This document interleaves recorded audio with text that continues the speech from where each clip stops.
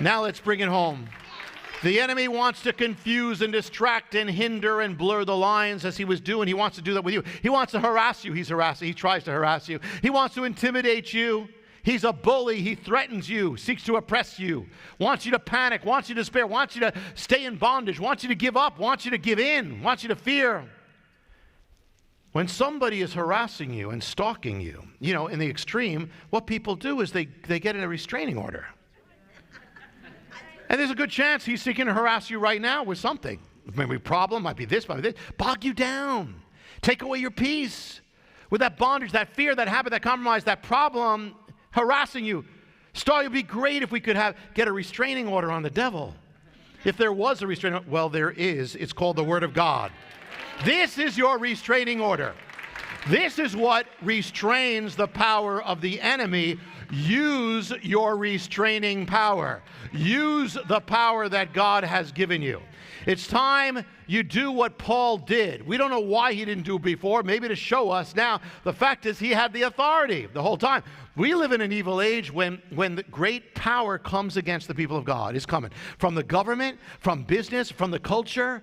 There's even now an explosion of witchcraft in America. There are more witches than there are Presbyterians. That's how bad America is right now. But do not fear it. Because as Paul, the fact is you have the authority, greater authority over it, over all the works of the devil.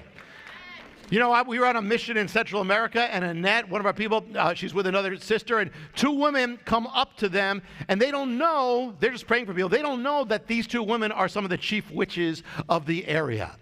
And they place their hands on the women as prayer, and the women go spinning out of control.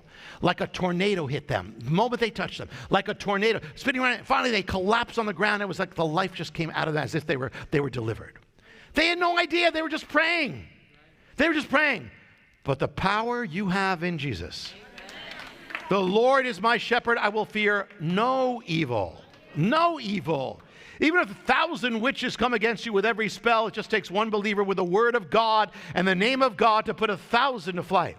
If 1,000 demons come after you, it just takes one believer with the word of God and the name of God to put 1,000 of them to flight. 10,000. Be confident in the authority you have been given. Stop putting up with his harassment. Stop putting up with his intimidation and his bondages and his fears and his threats and his lies. You've got the power. Use it.